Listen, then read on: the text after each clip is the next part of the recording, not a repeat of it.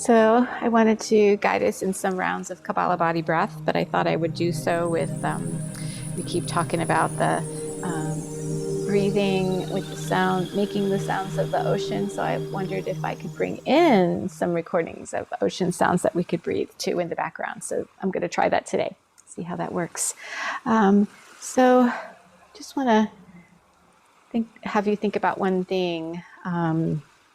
One thing that we're trying to connect with, a mindset that we're trying to connect with as we do these practices.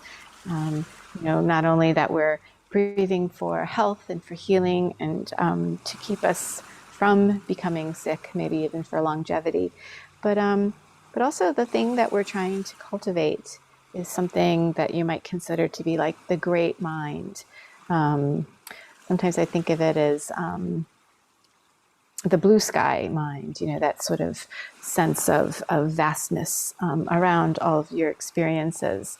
And when you see that there is that vastness and you experience that and you can place that vastness around your experiences, you get a sense of knowing that, a deep sense of knowing that whatever is happening in your earthly experiences, knowing that it's not all about you, and you can kind of loosen that, that sense of being grabbed by that thought, and you can see that there is so much more.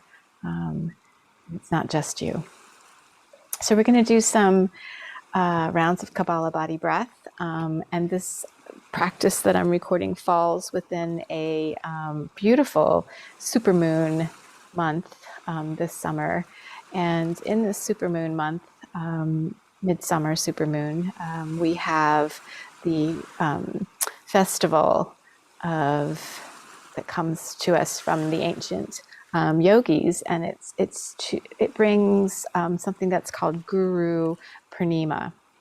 Guru Purnima means or gu rather in Sanskrit means darkness, and ru means dispelling. And I never knew that until recently. So the idea of finding a guru is this idea that the function of the guru is that it will dispel the darkness. The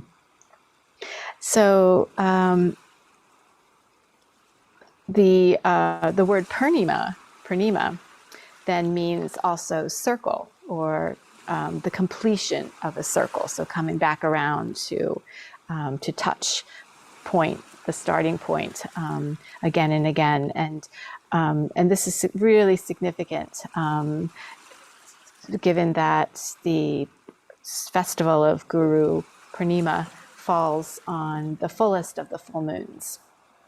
And this is significant because the moon is what is understood to preside over the mind.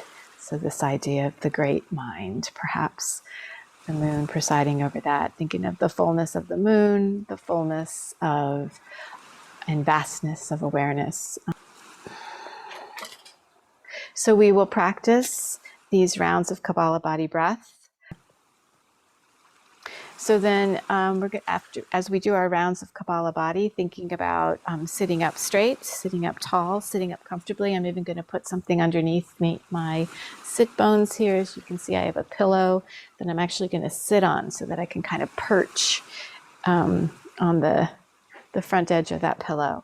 And as I sit, I'm drawing the flesh of my sit bones back so that I have a sense of my lower back curve is present. Sit up nice and tall.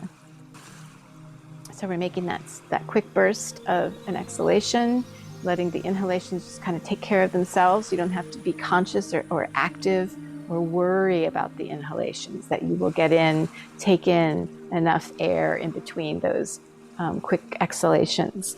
And that will do a round, and each round will last, depending on you, will last anywhere between 30 seconds and say a minute. Okay, so let's begin. Round one.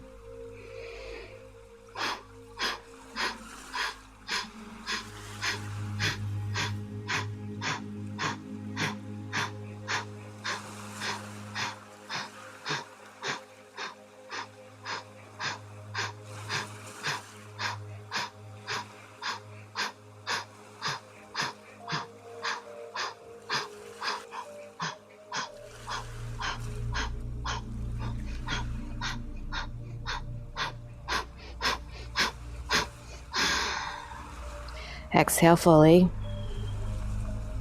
Pull the pelvic floor up. Retain.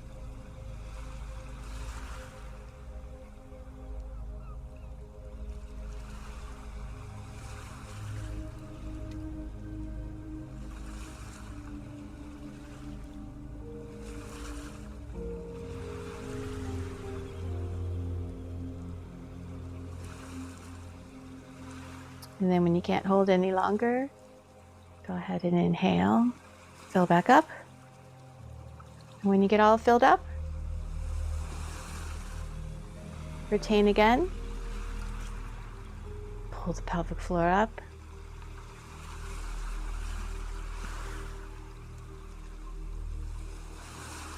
Draw the energy up into the center of the forehead. And then when you're ready,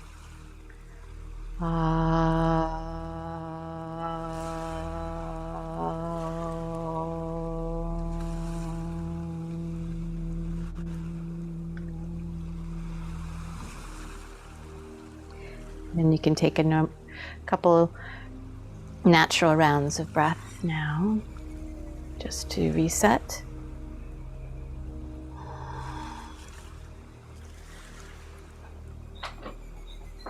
And then we'll begin again.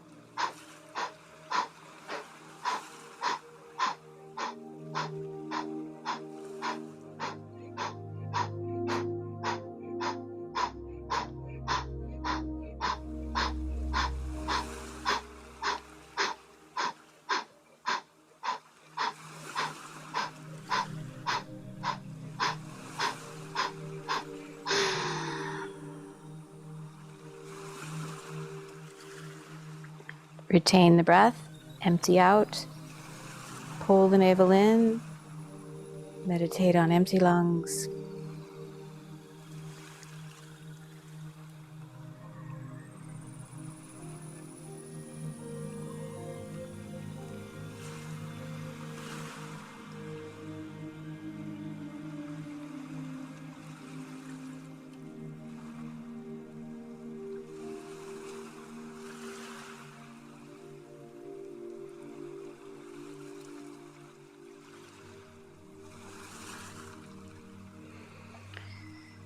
And then when you get to that point where you need to inhale, just inhale through the nose, fill back up again.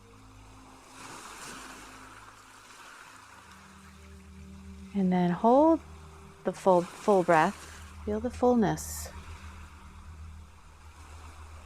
Draw up the pelvic floor, let the energy rise. Up through the torso, up the spine, up into the head. Let it shine through your third eye space. And then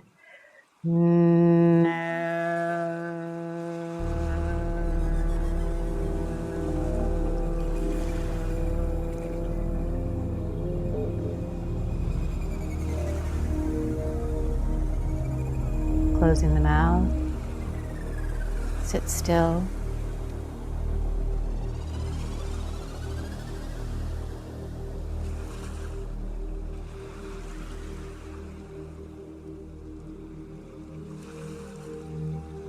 So we'll begin our third round. Eyes opened or closed. You can lean forward a little bit. Put your hands on your knees.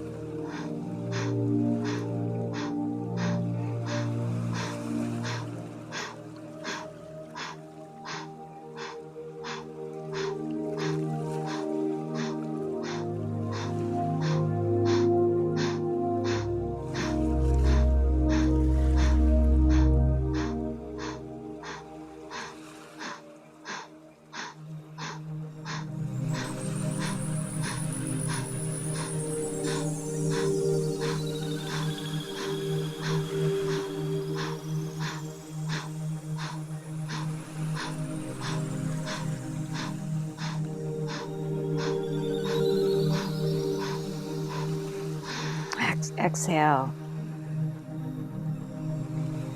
pull the pelvic floor up. You can sit more upright, pull the navel in.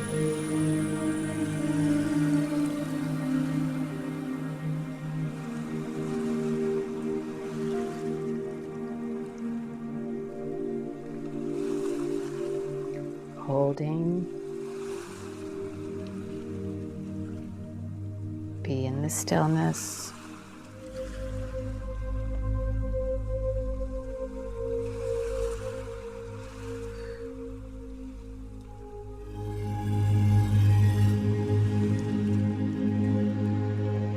And so if you get to that point where you feel that hunger, air hunger, you need to take a breath.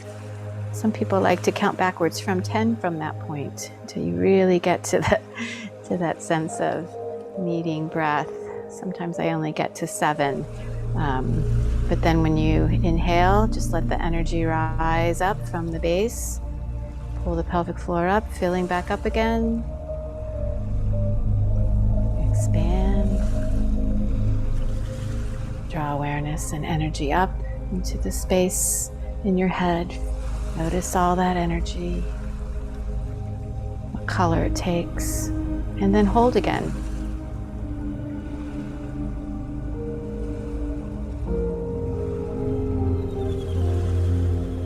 Be with the energy.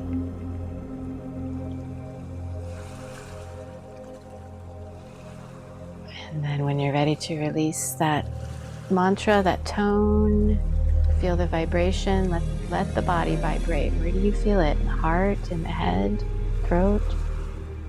Vam.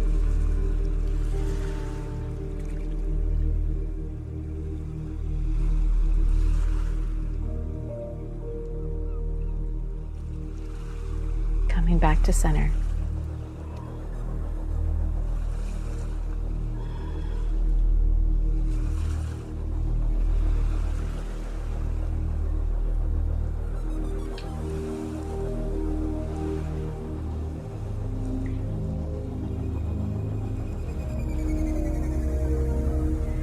So with your eyes closed, see if you can sit right now with a sense of all things, generating a sense of that great mind, and perhaps even a sense of joy in being able to contemplate all that is, holding it all in this vastness as you sit.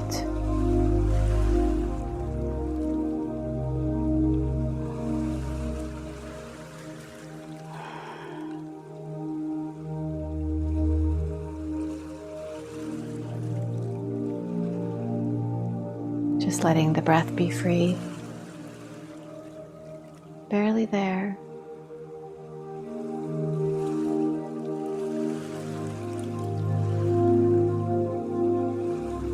Just breathing softly.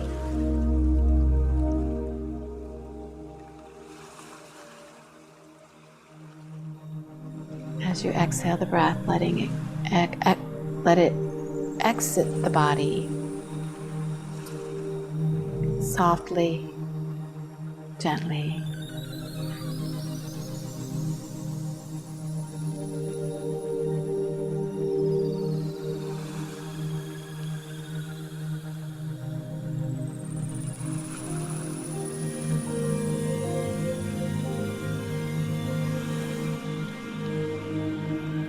Trying to sit still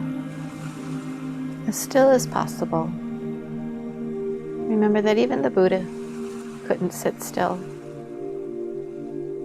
but something told him that he should. Something told him that there was something that he could learn, we could learn from this ancient practice of sitting, to discover all that is.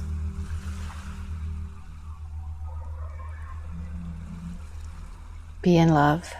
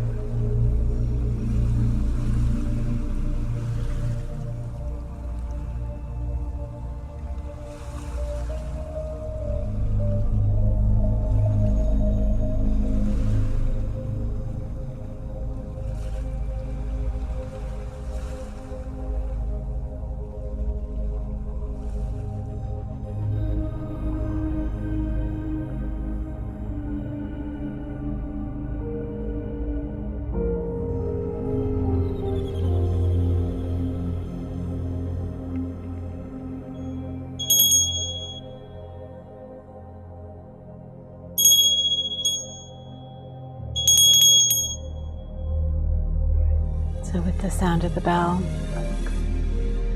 starting to move the body a little bit, coming back.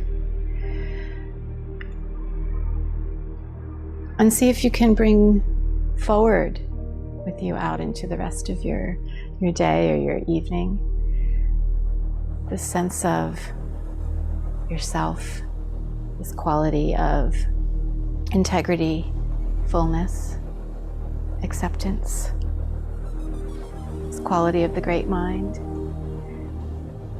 a joyful mind, a caring mind, peace.